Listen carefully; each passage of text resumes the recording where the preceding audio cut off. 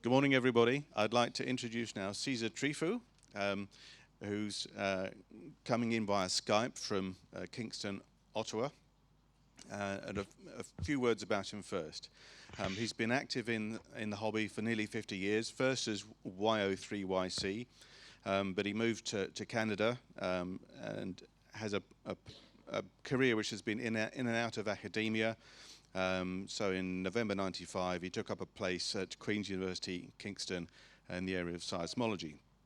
He only had a small location at that point, so small antennas, and really got the bug of going on IOTA expeditions starting in 2007, and planned an expedition at that point, but it didn't go to completion. There were some issues.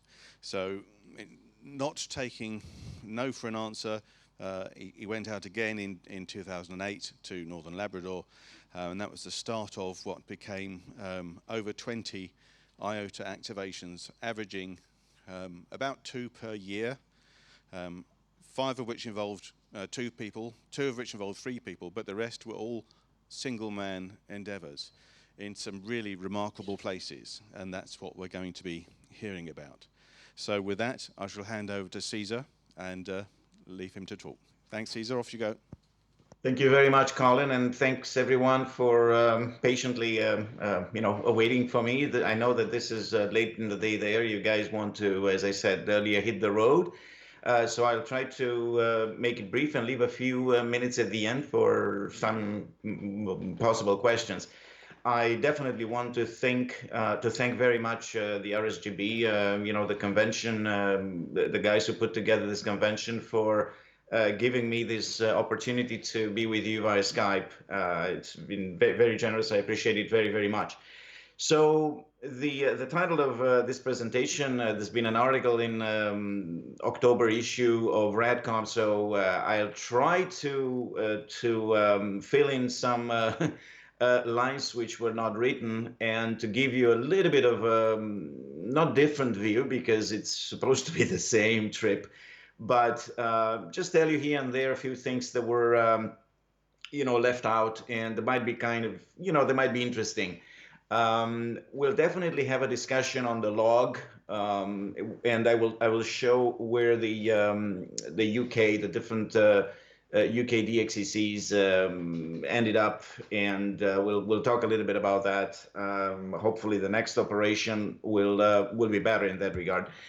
I mentioned the title mentions that this is a thrilling and unforgettable IOTA expedition, and you will see by yourselves why I gave this title. Okay, here we go. It's supposed to go. It doesn't go. Here we go. Okay.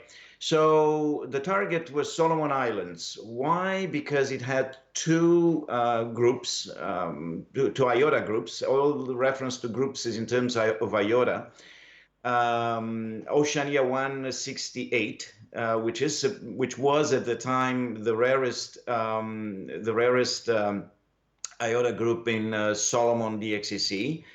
And Oceania 179, which was the rarest in Temoto DXCC. You can see approximately the distance between Honiara, which is the capital of Solomon Islands, on Guadalcanal, and Lata is about 900 kilometers, to give you an idea a little bit of what we're trying to do. So roughly about 1,000 kilometers, let's say, between the two. It's a relatively large, distance to cover. And going to these places required some very, very serious logistics in order to be done timely. And I cannot emphasize how much I owe, and we all owe, to Bernard,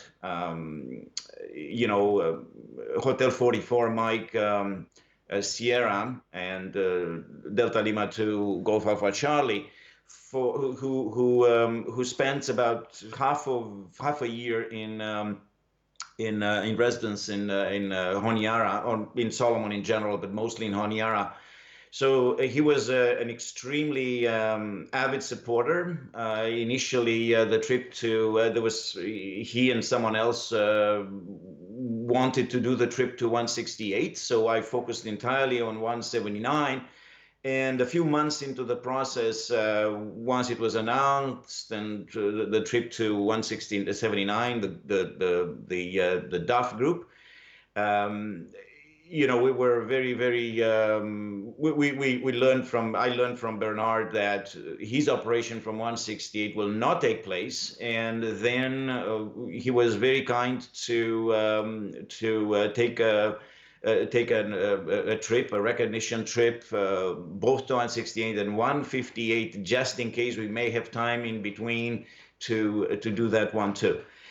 So as you can see, Tahoe Island at the time was number 9 among the 1,124 IOTAs activated to date. And Banica, well, the 168 is the Russell Islands group, was number 29. And as I kind of try to joke a little bit lately, in terms of rarity, if we account for the fact that there are 340 DXCCs and at the time were 1124 IOTA, that in terms of rarity, then Banica would be equivalent to the number 9 on the DXCC list, which is Macquarie, and Tahua would be equal to number 3 on the DXCC list. So let's give you a little bit of an idea how rare these islands were for the IOTA program. So very quickly, I'm going to go through a bunch of photos. This is a guest house where Bernard lives, and he took me in. I lived here. It's relatively modest conditions, but the price is very, very good, and people are very, very friendly. This is the view from this guest house of the bay in front of Honiara on Guadalcanal. And this is the boat that goes once a week to Russell Islands, which we took, made quite a bit of preparation in advance, but we made some purchases. I was in Honiara for about a little over a day by the time we were ready to embark on Costco. It is a very old boat, but it's very nice, very good. We had a rainstorm just the day before, but these are very frequent, these rainstorms, so it's nothing really to complain other than the fact that you have to sit somewhere where eventually you're not going to get completely wet on the way to the island. So the way it goes, Costco departs and we'll be back within a few days. And what we hoped was to take to stay a little longer, staying only during the duration of the boat voyage, so that the boat would pick up on the return. They obviously go to some other islands. So it would only allow me to operate for under 3 days to be in Russell, in Banica Island, only for about 3 days, which I thought was insufficient. So the plan was to take a local boat who might be able on the return to bring us a couple days later. And you will see why this thing didn't materialize. So these are the luggages. There are 3 suitcases. The bottom one contains an amplifier, the famous AL500 by Ameritron, which Bill K9 RR very generously shipped me, and I took it with me. The other one contains 2 ICOM 7000. It wasn't worth going to kind of the end of the world with just one single radio. And the top one has some of my personal belongings, laptop, and a few other things. There are a couple of fiberglass poles. We have a solar panel, a 60-watt solar panel that we that we'll be maybe using, and a few other tools and personal affairs of Bernard, together with 2 batteries which were stored somewhere else. And the boat, it's unbelievable, what this boat brings to the islands and then what returns back to Honiara. So it was a very interesting trip. Here we go, leaving Honiara. This is the Parliament building, which was it's a very characteristic building over there with the mountains of Guadalcanal Island, and this is the northwest end of the Guadalcanal. Just FYI, all these very very bumpy landscape. It's actually a result of some of the bombings that were carried out during the Second World War. And as the boat goes, about 6 hours later, we are in the beautiful Banica Island. Beautiful in terms of the vegetation. It's the largest coconut plantation in the Solomon Islands. Operated until 2003, when it was shut down, or when it became shut down as a result of some, I guess, social events. And following that, to a certain extent, the government a little bit lost it, and a lot of people established there. Everything, they weren't able to restart it for 15 years.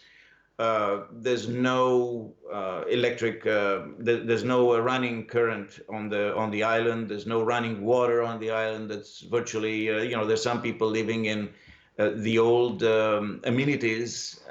Once upon a time, I think in 2000, there was one of the diving. This area, it's a diver's paradise, and there was a small company doing diving, and obviously all those amenities have been used by, let's say, illegals who settled in there, and because they cannot afford, because they don't own the properties, they do not maintain them. So they make sure that they can survive, but that's pretty much it. And we coming into the landing on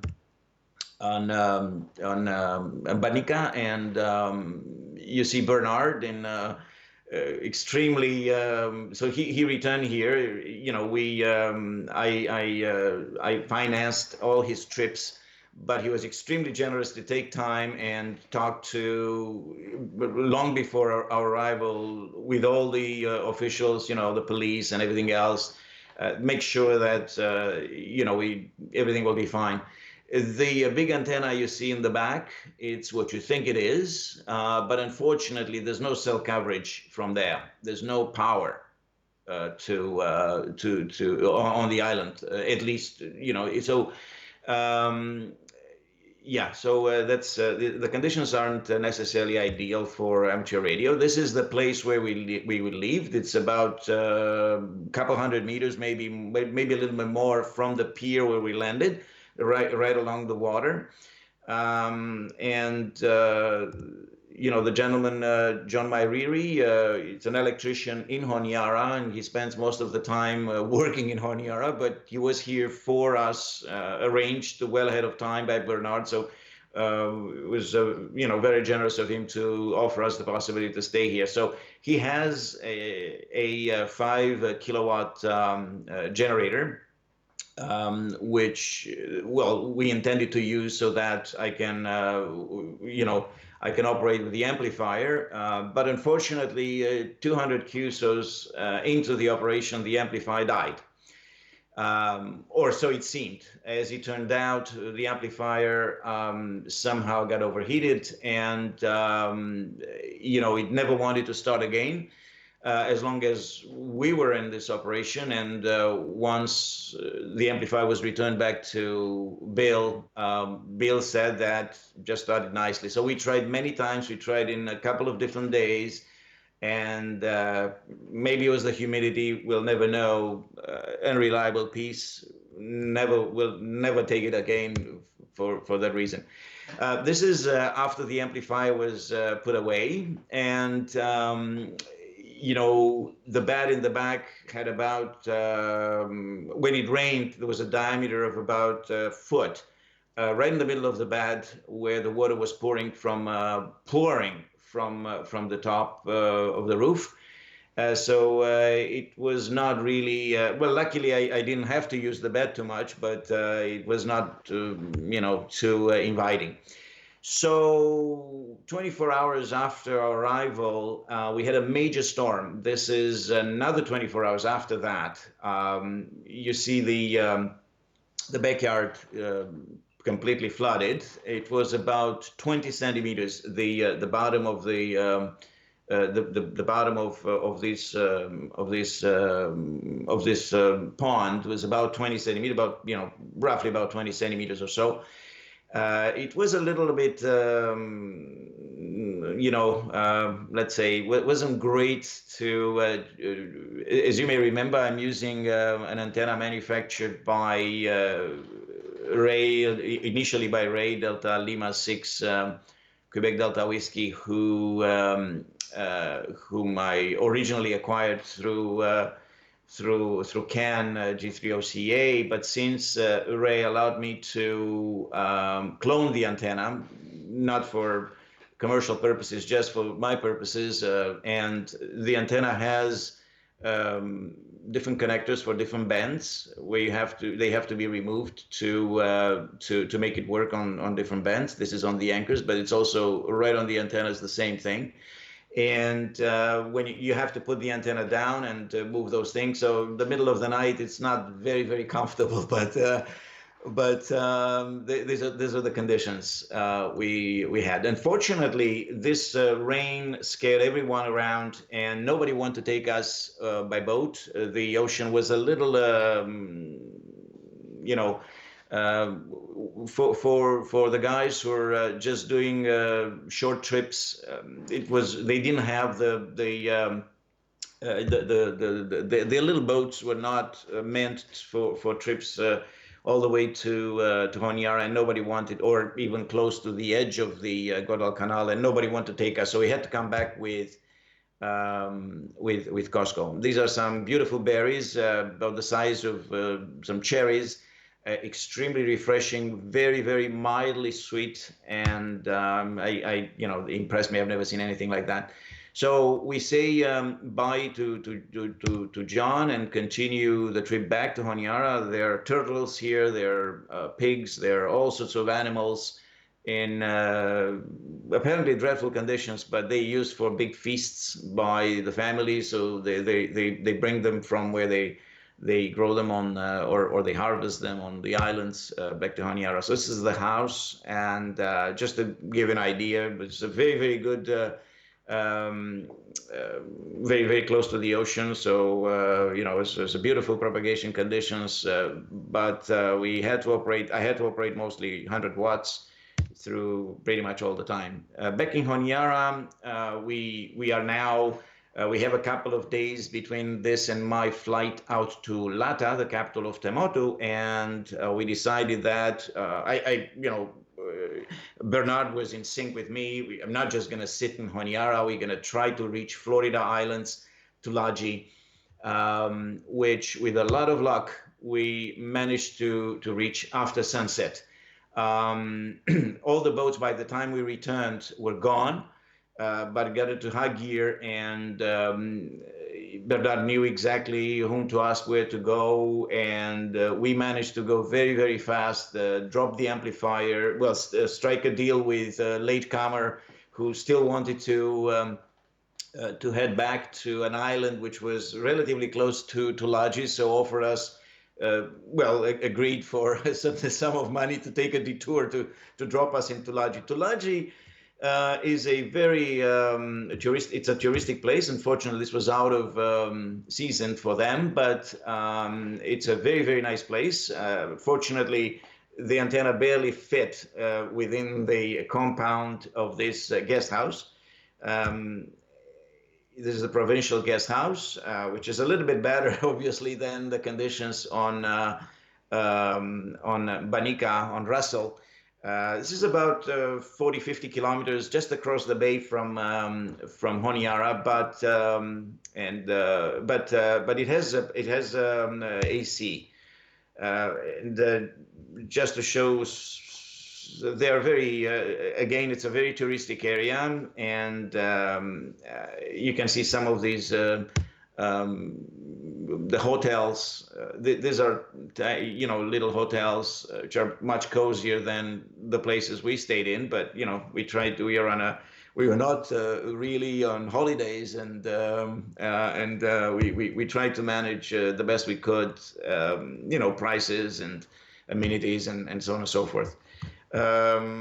Some very, very strange type of flowers, and a view of the islands from atop the hills. Beautiful, beautiful place. As I said, we had AC. With AC came the fact that it was sufficiently dirty in terms of QRN. We had, during the nighttime, it was generally okay, but at sunrise and sunset, and there was quite a bit of probably people switching off different things. Some of them were not very, must have had some problems with old systems and poor connections and different motors and whatever they were running. So it was a little bit of a higher QRN. This is with Bernard. Again, Bernard did not operate. We talked a lot. For those of you who might still be attending this presentation out of curiosity and not because you're chasing IOTAs, then probably you wouldn't know that much Bernard. But Bernard is, I don't know, he must have activated for the first time very close to about 30 IOTA groups in the days of his trips to Solomon Islands, Papua New Guinea, and other remote areas in that region of the Pacific. He told me that it was kind of interesting to just go somewhere for a couple of days and give a new IOTA to people. But he also told me those days was mostly network type operation. He dislikes profoundly any kind of pileup of any type, and so that was for him what he could do at the time with So we returned to back to Honiara, and here we go, embarking on the trip to Lata. I'm going to Temotu. This was a trip I've arranged with. Also due to Bernard, with some person who Ben Hetworth, who offered to help me with a lot of logistics. Particularly the trip to Lada was extremely expensive, but that's the way you have to do if you want to get to Oceania 179. So you see the difference. This is in Honiara and this is in Lata. So when it rains, this thing gets muddy and the planes cannot land, which happened when I intended to take off. It was impossible to, the plane didn't come in time, and there were some issues which, we'll talk about them in a few minutes. So this is the airport. There's actually no airport. It's just a roof above the head with some hatch type roof, and when it rains, you try to squeeze in whatever you can to make sure that, and it rains a lot to make sure you not get completely soaked. And just a couple hours later, it's beautiful. The sky is blue, and we head out to Pigeon Island. So it's approximately 175 kilometers between Lata and Duff, and the trip had to be cut in two for logistical purposes. First of all, I arrived in the afternoon. It's very difficult to use a motor canoe. It's just like a coconut shell on the Pacific Ocean to go all the way to Duff in one swoop. Arriving there probably 10, 11 at night, nobody would have done it. So we first stopped to this beautiful island, Pigeon Island, which was a place where Ben's parents, who sailed through the Pacific, established themselves many years ago. They're now gone, but he's the one maintaining everything and trying to offer tourists a beautiful place. If you've heard people operating and groups operating from from Pigeon Island in Temotu, it's a beautiful place. It's a really, really beautiful place. And Ben knows, the owner knows exactly what hams are all about. He's doing easily everything he can to help the guys. It's difficult to tell you how much of a little paradise this place is, but you see the shells that his parents put to show the way to the ocean, and I'm not going to insist. It's a beautiful, beautiful place. Well, here's the coconut shell with which we'll go all the way to Duff. It was a very interesting trip where I got softened by the fact that the boat shakes, and I decided after a long time being in the sunshine, I couldn't stay anymore to hide myself inside to take cover in the top part, but it's obviously on the waves and the high speed. It's very, very, very bumpy. This is the lagoon. The Pacific Ocean is outside of this, and once you get there, you realize that it doesn't matter how calm it is. When you go fast, it's very, very bumpy. So this is what we have behind. It's the main island, Taumako, main island of the Duff Group, and this is a view of all the Duff Group islands. They're in different, so this is one of those panoramic photos that you seal them afterwards, you put them together afterwards, and this is Taumako. The island I went to, which is Tahua. It's a little thing over here, which you can barely see with the naked eye. And it looks like this. It's an artificial island. It's man-made prior to the arrival of the first Europeans. Sometimes towards the the end of 1600s. The islands were already made. There are about 5 of them. This is by far the largest. And this particular island had all the population of Duff Islands until probably about 1960, something like that. That's because the mosquitoes on Taumako were absolutely merciless. And it's not just that, but typhoid fever and all sorts of this kind of diseases almost wiped out the entire population over the years. However, carbon dating shows that there's human presence on these islands for 3,000 years, which is absolutely amazing. This is the village on the islands. They're on this particular island called Tahua. And there are about 90 people living on this particular island, which is about 140 meters by 120 meters roughly. So, about a hectare, a little over a hectare. And this is the setup. It's a very modest setup. You see, this is the propagation. These are my propagation instructions.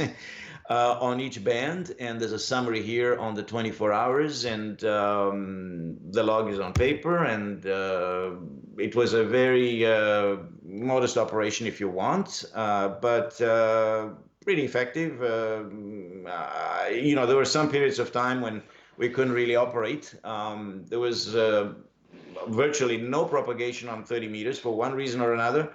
The moment the first sunshine was out, the 20 meters was open and nothing else was. And when I was attempting to work 30, I called insanely so many times on 30 meters. Was absolutely nothing. 40 meters apparently was open every now and then, but not that much. So and there's flying the flag with my driver and his helper.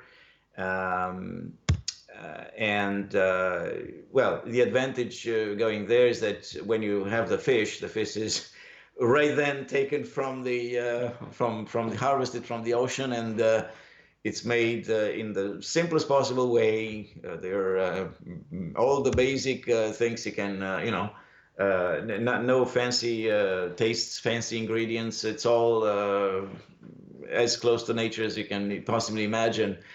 There's the little generator that that was supplied by Ben for the trip. There's no generator on the island, as you can imagine. And a few other views of the island. This is an image of the first operation, which took place 25 years earlier by Bernard. And this gentleman here is his host at the time on the Tahua Island. And this is him now. His name is Tomas Taisea, who lives on Taumaco right now, on the main island, not on this man-made little island. This is Tahua Island, which is the largest of these 5 islands that I mentioned. That I show you one other one. This is another. It's an extended family. So it's a place where it's an extended family that lives here. This is the photo of three sisters, and what's absolutely impressive is, which shocks everyone, shocked researchers and shocked tourists, shocked me too, is the blonde hair that these guys have, and it's very popular in this blonde hair is very popular in Solomon Islands, and I did a lot of reading afterwards. It's due to homegrown DNA gene that has nothing to do with the blonde hair of Europe and of Northern Europe. Well, theoretically, it's Northern Europe. Now, I guess it's all over the world. But so it's a very, very interesting trait. And,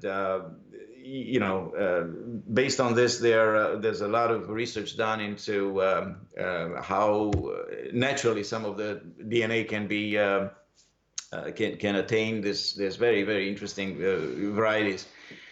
And there's a little church on the island, and this is the gentleman who is doing the call for prayer, which is very, very, very, I'd say, artistic and interesting, and So the operation it took place for about 3.5 days, and of being on the air actually, this is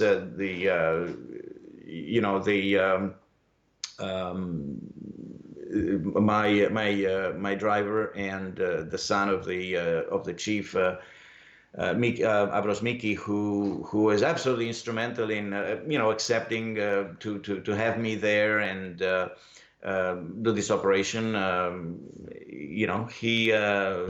They prepare the boat, and soon I will leave the island. You see the reef, and I obviously don't have any photos of the trip back from Pigeon to Lata, which was the trip to Pigeon was virtually entirely under torrential rain, but the trip from Pigeon to Lata, which was 1 day delayed because there was so much rain that the plane couldn't land, was by no comparison the worst trip I've ever had on the seas. So it was. It's difficult to describe in a few words. I kind of want to finish very shortly, but I will tell you that the boat driver, the driver told me that we may not make it. We may have to come back, and we were in the lagoon at the time. And I said, well, how bad can it possibly be? And I have to get there. And when we hit the ocean, the waves were in excess of 2.5 meters, and were coming from all directions. The wind was so powerful. I thought that he's going to lose it at some point. And I'm not a very religious guy, but I did pray. I have to confess that I prayed many times, and I didn't pray necessarily for the fact that we'll survive, because the water was very warm, and we were not that far. We could see the shore, but I prayed for the logs, because unfortunately I've done a stupid thing, which was I did put the logs in a dry bag, but I put the dry bag inside one of the Pelican cases that I had, which was in the big suitcase. So once the Pelican case in the big suitcase, there's no way they could have hold on to that. For those who may not have ever tried or don't know this, if you pull down in the water by more than 25% to 30% of your weight, even the best drivers will have a difficulty to withstand it for a long time. So there's absolutely no way that I could have held on to those things. So, and I was just envisioning that the logs will be there because they will be kept intact by the dry bags, but who's going to ever come and search for them? So, anyway, so here's the departure. Now, very briefly, 1 minute or two about the logs. If you calculate the number of QSOs by the entire time, I didn't operate the entire time, but the entire time, from the first QSO to the last QSO, this is 1,400 QSOs per day, which is not bad for 400 watts, particularly given how much time I wasted to try to restart that amplifier. There's not the same at the end from Oceania, from Temotu, from Oceania 170. At that rate, it's approximately 800 of QSOs per day. But I have to confess, I must have been a little more tired. I must have also, I took a little bit of a side trip to see Tomas on Taumaku, and also the chief took me to, some of these other islands. So it didn't last too long, but enough to probably drop me from about 1,000 QSOs to the 800. The continental, Europe, unfortunately, not probably for England, but it was not that badly represented. 46% of the QSOs was with Europe, 37 from the two. It was only a little over a day that I operated from Oceania 158, and time-wise may not have been the best for Europe. This is why North America is so large, but I don't think that this is a bad distribution. You see the CW and SSB, and this is the bands, how things behaved. I was very, very impressed by the 17 and the 20 meters, which were open quite a lot quite well so I see that I lied. There was some 30 meters, but I did attempt to work 30 meters a lot more and 40 meters a lot more than what you see. But unfortunately, that's all we could do. And on the DXCC, well, this is the situation in the UK. There were quite a bit of contacts from Oceania 168. Not that many from Oceania 179. And these are the cards. Now you know a little bit of the stories, and obviously, apart from Ben, Hepworth, and Bernard, to whom I'm greatly indebted, my driver who, kept us alive and, made the trip under strenuous conditions, the return trip from Pigeon to Lata. I must thank, this was a very expensive trip. The total was around 13.5 when all the dust was settled. That's 13,500 US dollars. So I got quite a bit of sponsorship, as you can see, and RSGB definitely, and CDXC was among the general sponsors. and quite a bit of other individuals who were very happy, I guess, of the opportunity. Unfortunately, a few of these guys were unable to log me, and I'm deeply sorry. We hope for next time to get some better amplifiers and more reliable amplifiers, and put a few more QSOs. And thank you very much for the patience. And if there are some questions, we have a few minutes.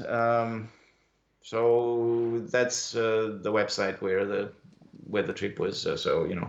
Now I'm going to switch to, for the questions, I'm going to switch to, I guess, here we go. We can see you now, Cezar.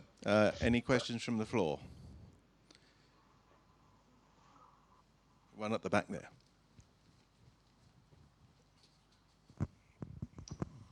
Cezar, hi, it's Bob, MD0CCE. Hi, Bob. How are you? Hi. I wonder if you had the phenomenon where all the propagation seems to dry up completely in the middle of the day, around noon to 2 o'clock, so you have Yes. dead spots. Yes, there was absolutely no propagation. First, I didn't operate. That probably would have been 10 meters and then 12 meters with Japan. They would have been keen to work me on as many bands and as many modes as I would have operated on. So that was a period of time when, unfortunately, I just couldn't sleep. But I had to force myself, and usually after a couple of days, that's when you try the first day, you stay on the first day, you hope that something magic will happen, but it doesn't happen. And then you just hit the bed for an hour or two, something like that. Yeah, this is the same thing, absolutely, yeah. So, but what amazed me more than any other trip was how quickly,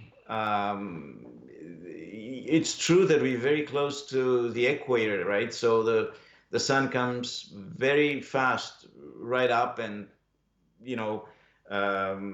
ionizes the upper areas of the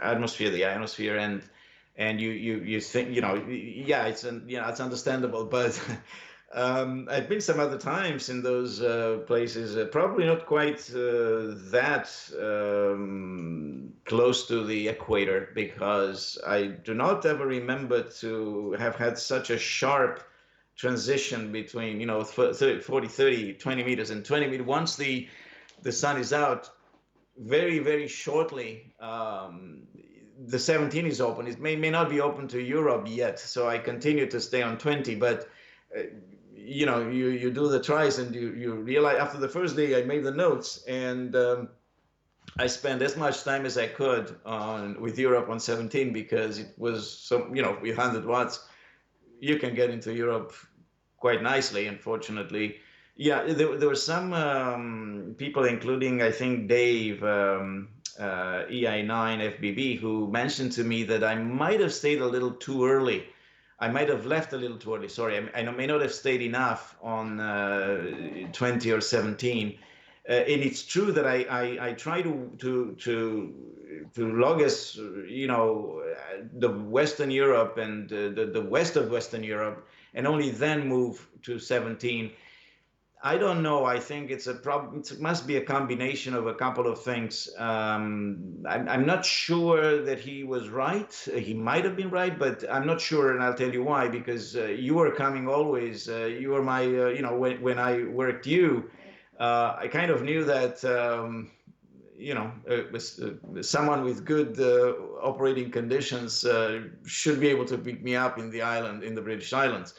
So I never left 5 minutes after I worked here. I kept being there for a while, and fair enough. There were some other stations, not that many from Ireland, one or two, a couple of stations from Ireland. So I'm not really sure that there was necessarily truth, but I think it's a combination of my signal not being perhaps that great, not perhaps, surely not being that great. Limited power, very far, and who knows, maybe just a very little tad of noise level there, that maybe the signal would have been otherwise a 449 and it was a 339, or the 339 it becomes 229, and then you can copy, and that's pretty much the end of it. So yeah, it was very unfortunate. The overall luggage weight was 67 kilograms. This is everything that I had, excluding the clothes on me and boots and things. And so for 67 kilograms, I've never ever had any weight like that. And carrying that amplifier is not just the amplifier, but I needed for the amplifier to have a switch from a converter from the amplifier was a 120 volt amplifier, but the anything local, had I had been able to have anything, would have had to be on 220. So I needed an inverter for that, and that's another 5 kilograms. And the amplifier has a power. The amplifier is not that heavy actually, but it has a power. It has its own power supply, which is brutally heavy. So by the end of it, yeah, I kind of regretted that I took that, particularly flying from to and back from Temotu. It was extremely expensive. It was, if I remember correctly, approximately $15 per extra kilo, per $15, if you can imagine that. It was 14. Yeah. It's time now. So unless there's anyone final short questions, I'm seeing no hands. You've fascinating talk and fascinating pictures and rain and power and amplifiers, and I just wanted to say thank you ever so much, and a round of appreciation from the audience.